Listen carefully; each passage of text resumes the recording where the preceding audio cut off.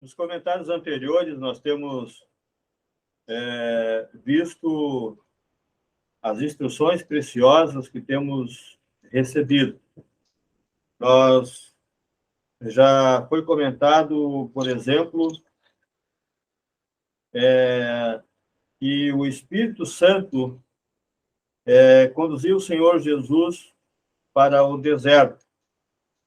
E podemos também nos lembrar de que foi comentado que Adão, o primeiro homem, também foi tentado por Satanás, e embora sendo no mesmo mundo, o Senhor Jesus Cristo, encontrando-se no mesmo mundo, mas num cenário completamente hostil, justamente por causa da desobediência do homem. E nós vemos, então, que foi comentado que Adão tinha tudo favorável para obedecer o Senhor, e não o fez. E agora nós vemos o último Adão, o último homem, o Senhor Jesus, num cenário completamente hostil, ainda que no mesmo mundo, mas agora naquilo que o mundo se transformou para Deus, um lugar deserto, um lugar onde não há nada que lhe agrade, um lugar onde nós vemos também em Marcos capítulo 1, lugar de feras. E nós vemos, então, o Senhor Jesus, depois de 40 dias e 40 noites, tendo jejuado, teve fome, e aí nós vemos, então, essas tentações pelas quais o Senhor Jesus passou, sendo tentado pelo diabo, e como ele respondeu a cada uma destas tentações. Já falamos um pouco sobre estas tentações, e a última vez nós falamos bastante, e talvez não o suficiente ainda, mas falamos bastante em relação a esta primeira tentação, sobre esta tentação de quando o Senhor Jesus já estava com fome, ele ser tentado a transformar aquelas pedras em pães.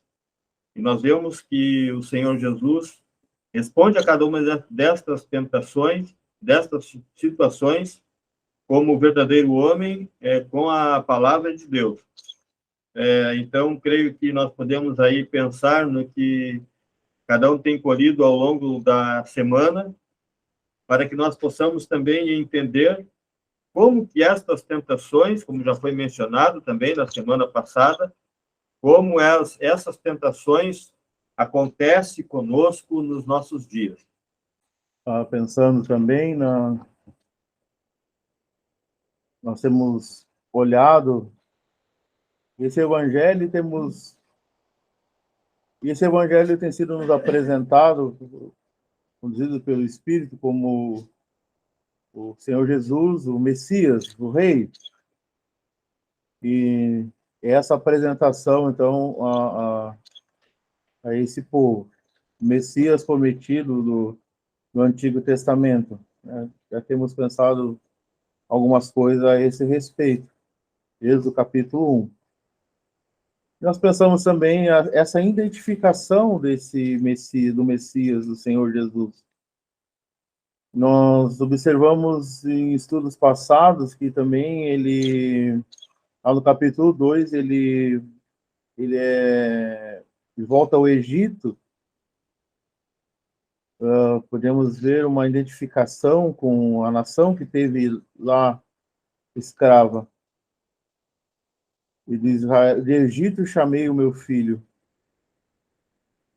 Nós também já pensamos na identificação do Senhor Jesus com esse pequeno remanescente, esse pequeno resto, quando aqui no capítulo 3 também ele se identifica com aqueles que estavam indo até o Jordão e sendo batizado pelo João Batista.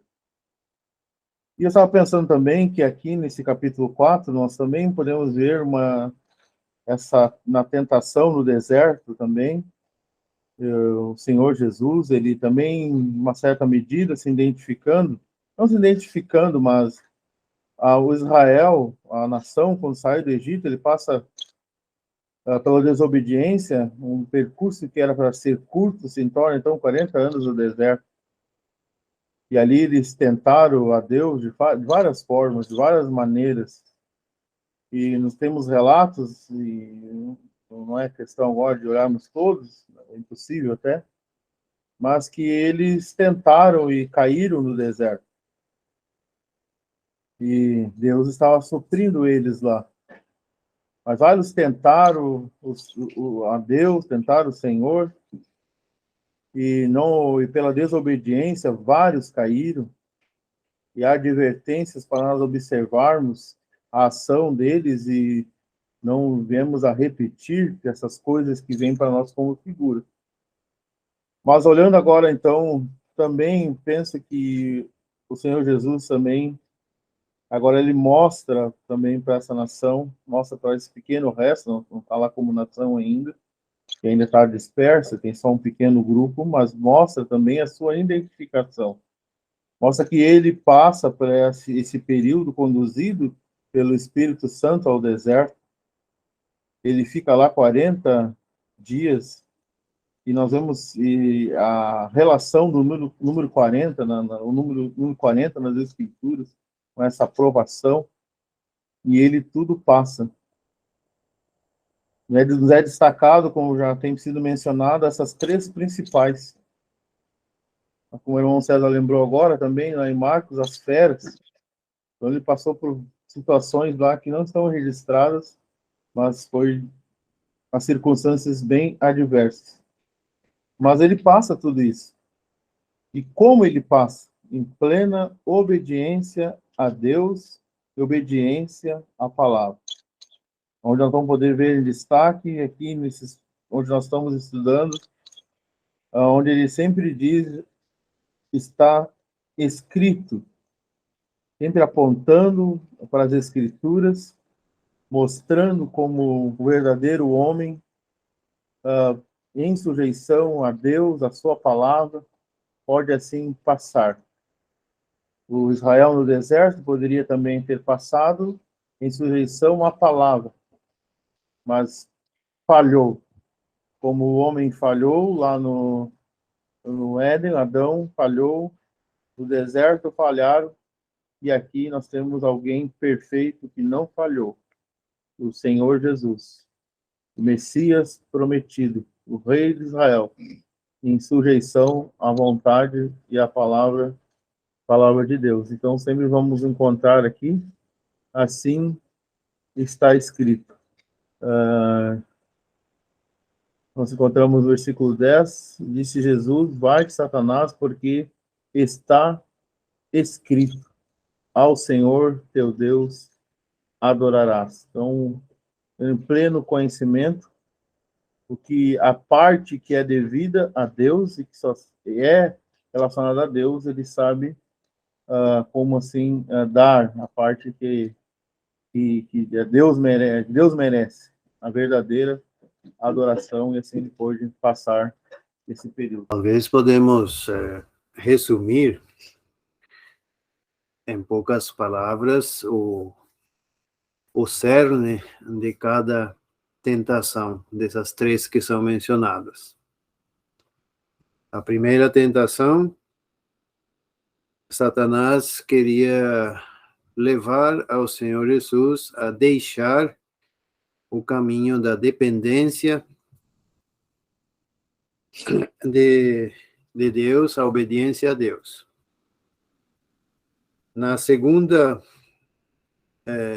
tentação, Satanás queria que o Senhor Jesus colocasse Deus à prova, que testasse a Deus, se Deus realmente cumpria a sua palavra, se Deus era fiel à sua palavra.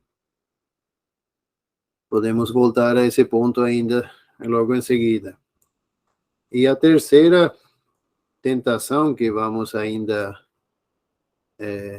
detalhar melhor, era aceitar da mão de Satanás algo que foi prometido ao homem, Jesus Cristo, e que ele irá receber no seu tempo indicado. Ou seja, queria fazer com que, como posso dizer, Satanás queria fazer com que o Senhor Jesus não tivesse que passar pelos sofrimentos, portanto, não realizar a obra de redenção e tomar posse dos reinos. Mas isso podemos ver depois. Nessa segunda tentação, quando o Senhor Jesus responde, no versículo 7, não tentarás o Senhor teu Deus. Esse tentar a Deus é como disse, colocar Deus à prova, testar a fidelidade de Deus quanto às suas promessas, sua palavra. E o Senhor Jesus já disse profeticamente no Salmo 16, versículo 1,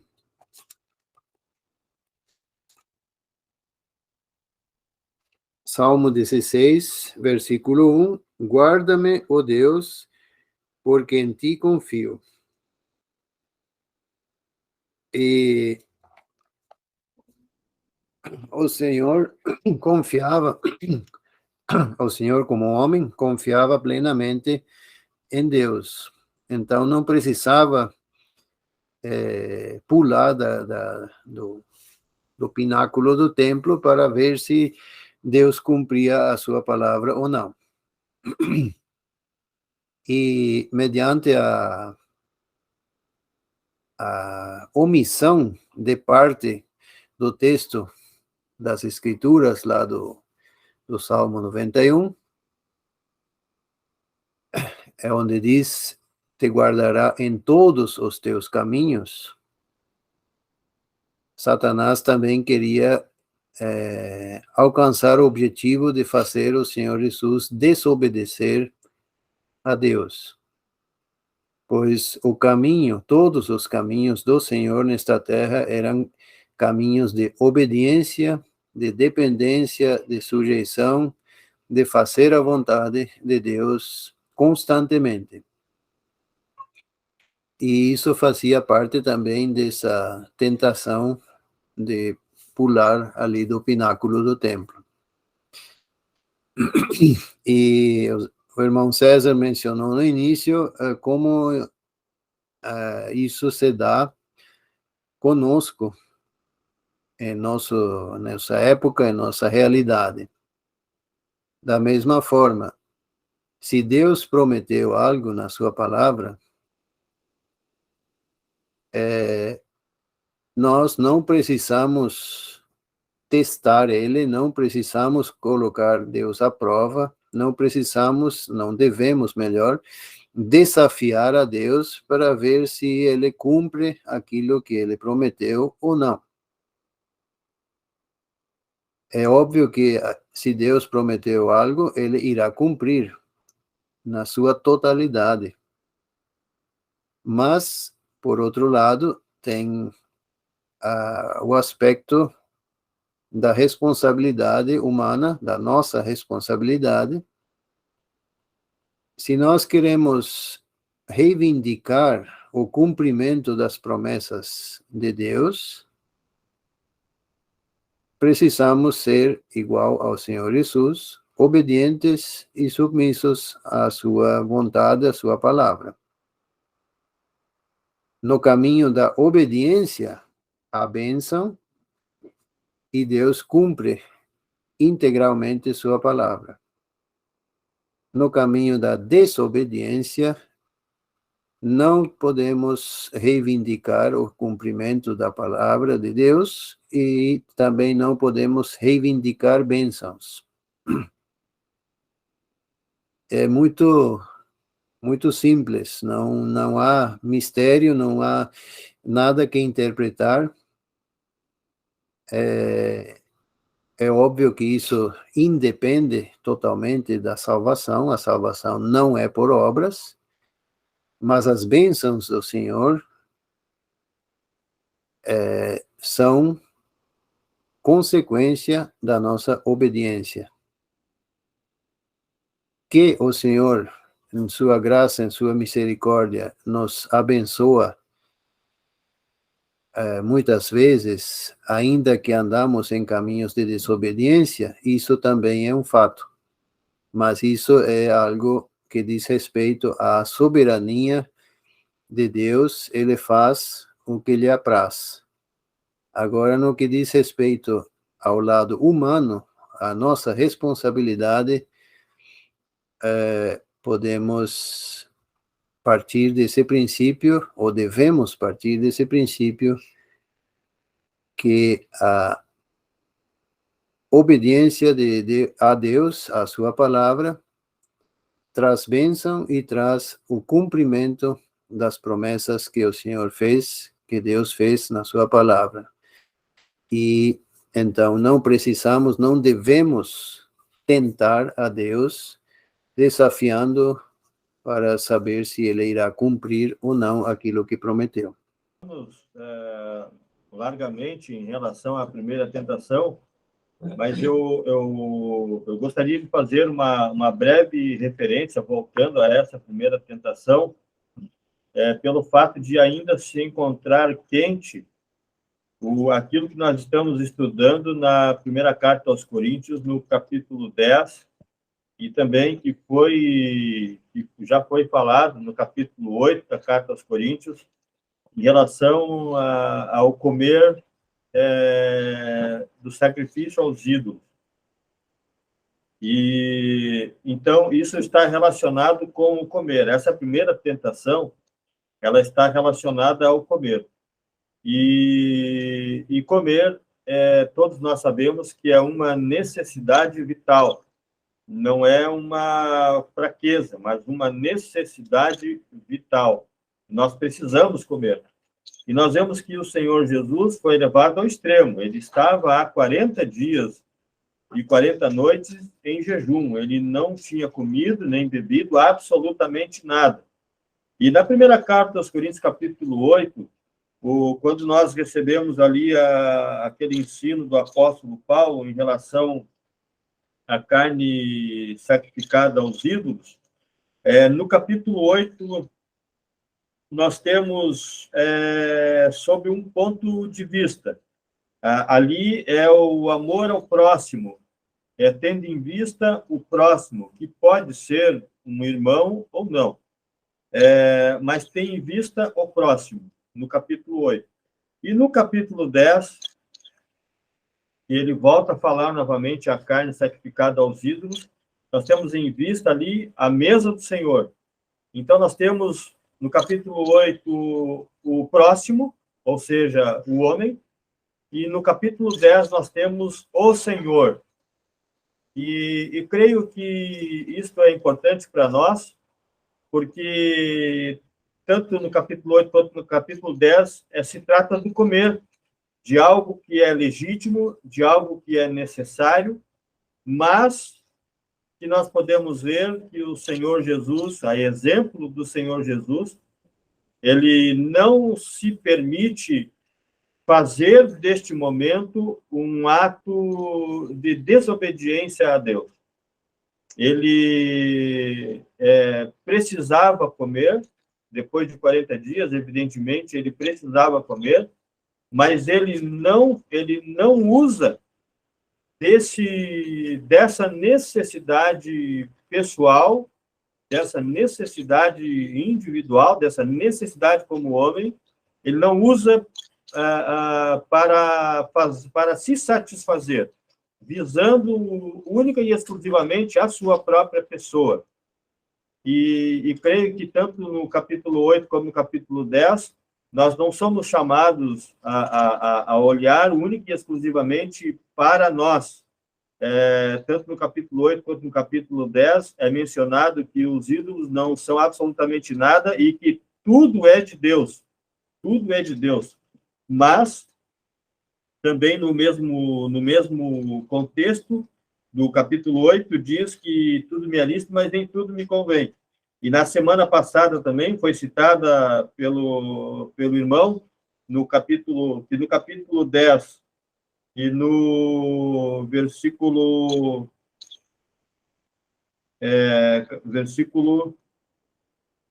31, o apóstolo Paulo diz: portanto, quer comais, quer bebais, ou façais qualquer outra coisa, fazei tudo para a glória de Deus.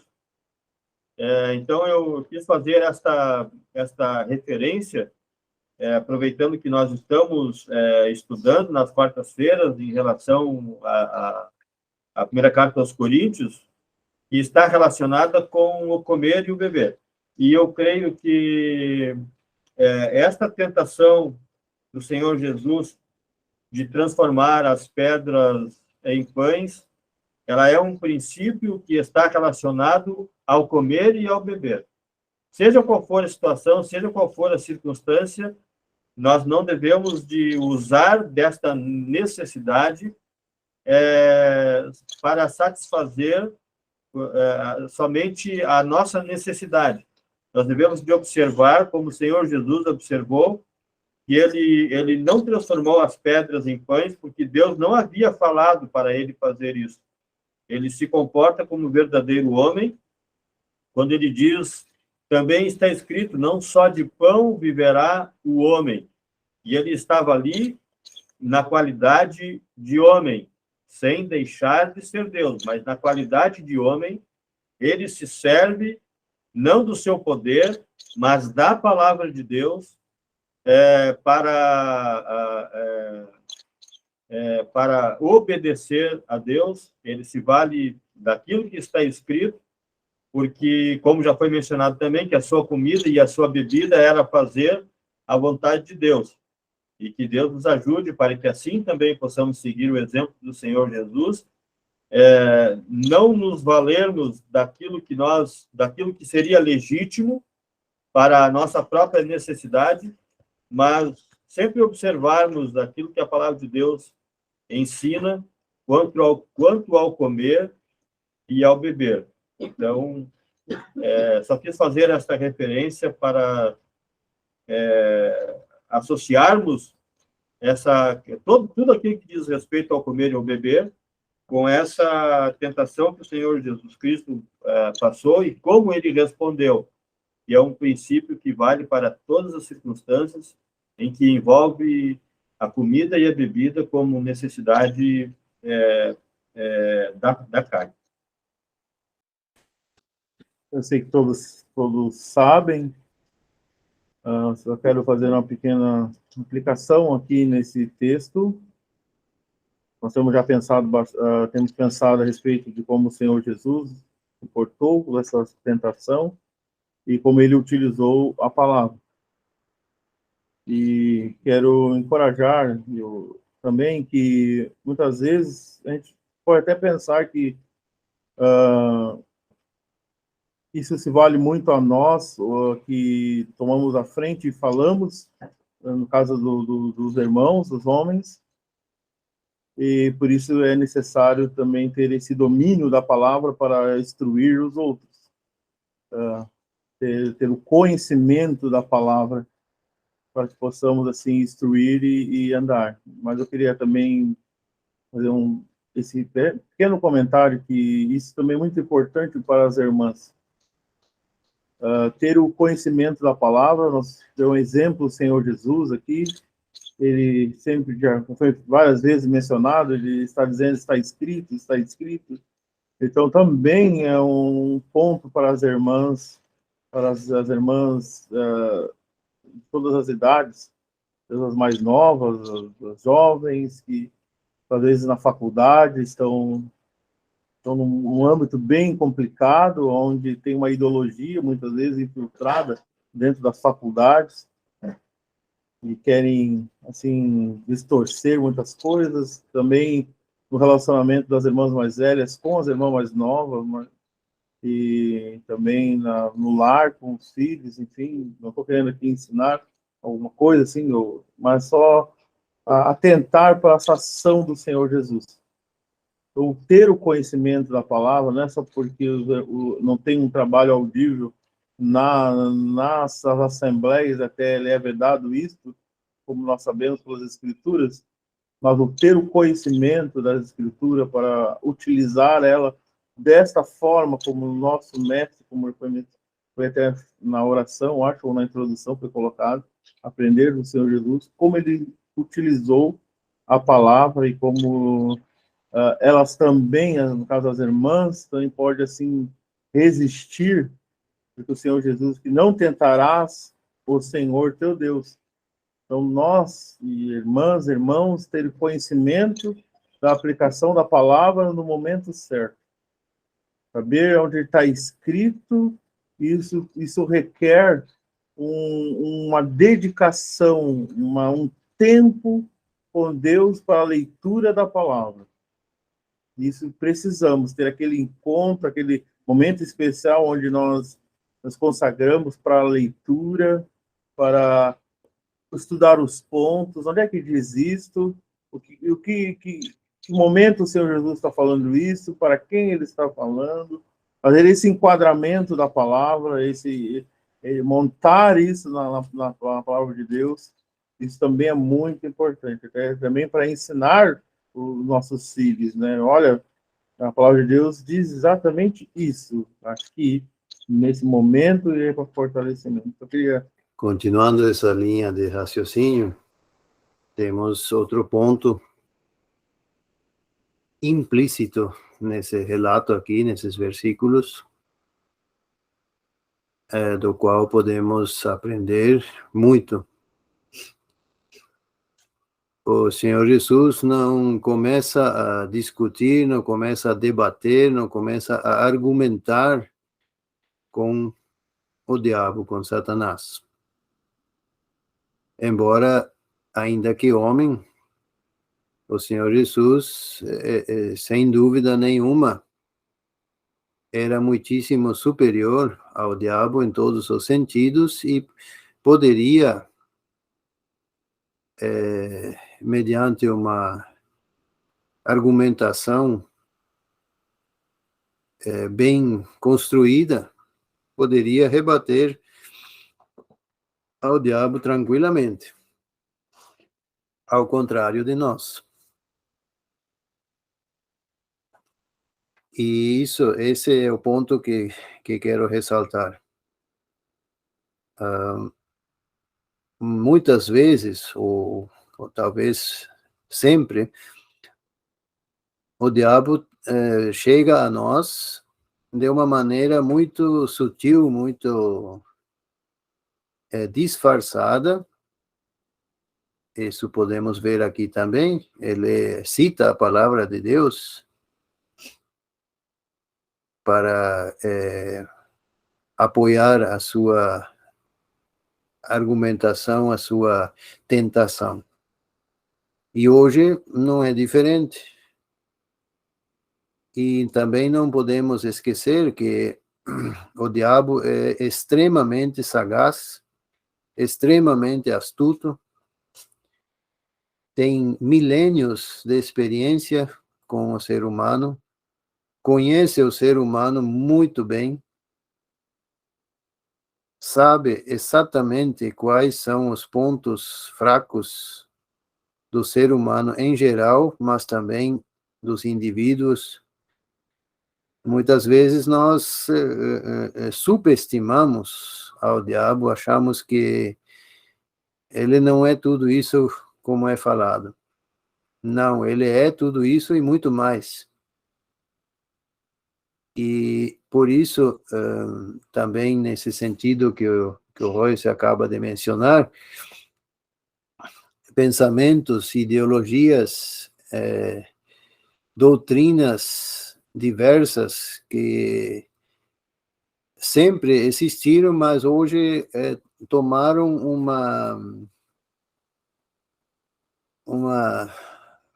como posso dizer, uma aparência menos perigosa, menos fatal, tem uma aparência muito boa. São afirmadas coisas que, à primeira vista, parece algo bem razoável, algo bom.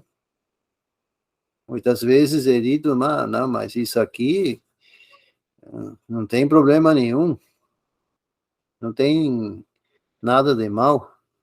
Onde que está escrito na Bíblia que não pode fazer isso, não pode aceitar tal ideia? Onde está escrito? E, de fato, muitas coisas nós não, ou melhor, para muitas coisas nós não acharemos uma resposta preto no branco na Bíblia. Não é possível. E é aí onde entra justamente o conhecimento que foi mencionado, entra principalmente essa sensibilidade, esse discernimento espiritual que é indispensável para poder detectar essas sutis armadilhas de Satanás. E é nesses pontos onde é indispensável realmente ter um conhecimento geral da Escritura e não simplesmente entrar no embalo dos outros, ou como acho que deve ser conhecido ali no sul também, mas por esses lados aqui, se diz dessas pessoas, Maria vá com as outras. Porque certas pessoas fazem, então eu entro no embalo e vou atrás. Não é assim que devemos agir. Pelo contrário, devemos primeiramente analisar o que está sendo oferecido, analisar o que está sendo dito, analisar esse pensamento à luz da palavra. E tem outra questão. Assim como o diabo usou aqui no caso do Senhor Jesus a palavra de Deus para construir sua tentação, hoje o mesmo diabo usa muitas vezes a irmãos para apresentar a sua tentação, o seu veneno, a sua doutrina falsa, a sua ideologia, o seu ensino contrário à palavra de Deus. E porque ele usa irmãos para isso, os desavisados, os que não exercitaram essa sensibilidade, que não têm esse discernimento espiritual, são facilmente enganados e levados ao erro. Então, já que o irmão Royce tocou nesse ponto, penso que é realmente importante prestarmos atenção à forma que Satanás usa hoje em dia para seduzir não ao mundo, e sim a nós, os cristãos. E repetindo, ele é muito sagaz, muito astuto. A própria Bíblia diz que ele se disfarça de anjo de luz para poder seduzir, enganar, levar ao erro também e principalmente aos filhos de Deus. Trazer um exemplo daquilo que o irmão acabou de mencionar, acredito que talvez possa haver exemplos mais próximos, mas me lembrei agora de Mateus capítulo 22, onde os saduceus chegam para o Senhor Jesus para lhe perguntar a respeito da ressurreição. Todos nós sabemos que os saduceus não criam, não acreditavam que houvesse ressurreição. E eles, então, colocam o Senhor Jesus à prova com uma pergunta que eles fazem aqui depois do versículo 23, capítulo 22 e versículo 23 em diante.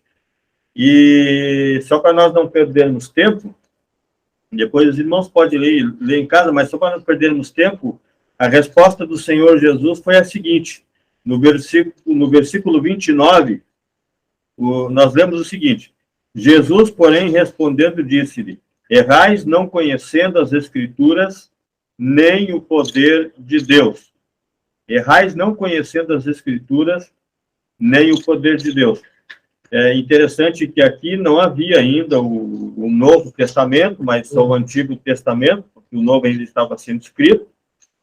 E as Escrituras, então, numa outra ocasião, já foi o irmão mencionou para nós que quando ele falava aqui das Escrituras, estava fazendo referência principalmente ao Pentateuco, que são os primeiros 5 livros da Bíblia. E nós encontramos, então, já no próprio Pentateuco, nós encontramos a resposta daquilo que o Senhor Jesus está falando. E é interessante que a resposta ela não está mencionada de uma maneira direta, mas de uma maneira implícita. E depois nós vemos aqui, no versículo 31, que o Senhor Jesus também diz assim, e acerca da ressurreição dos mortos, não tendes lido o que Deus vos declarou, dizendo: eu sou o Deus de Abraão, o Deus de Isaque e o Deus de Jacó. Ora, Deus não é Deus dos mortos, mas dos vivos. Então, o Senhor Jesus menciona isso para que, então, ele estava fazendo uma inferência, então, ele estava, então, dizendo que Deus, para cumprir as promessas feitas aos patriarcas, era necessário que eles estivessem vivos. Eles não poderiam entrar de posse das promessas que haviam sido feitas se não estivessem vivos. Talvez alguém possa perguntar, então, mas eles não estão mortos? Neste momento, os corpos deles, sim, estão mortos, mas eles serão ressuscitados. E a promessa de Deus feita aos patriarcas vai ser cumprida. Então, não está declarado com todas as letras, mas pode ser inferidas pelo conhecimento das Escrituras, e também do poder de Deus, porque como pode um corpo que já está morto e deteriorado ressuscitar? Não importa onde ele estiver, ele pode estar deteriorado, virou pó, enfim, está espalhado no chão da terra, mas ele vai ressuscitar pelo poder de Deus. Então, só queria fazer essa referência, porque o irmão disse que nem tudo encontramos o preto no branco, mas implicitamente elas estão ali. Basta nós querermos procurar com o verdadeiro coração, desejo sincero de servirmos a Deus, nós vamos encontrar a vontade de Deus de maneira bem sinalizada e bem iluminada. Paulo exorta a Timóteo que é para ele persistir em ler e exortar até que eu vá na primeira carta, se não me engano. E também ele orienta, medita nessas coisas, não é simplesmente, claro, nas coisas que Paulo orientou a ele, mas também em toda a palavra. Persistir em ler, meditar. Nós precisamos ter esse exercício na presença do Senhor.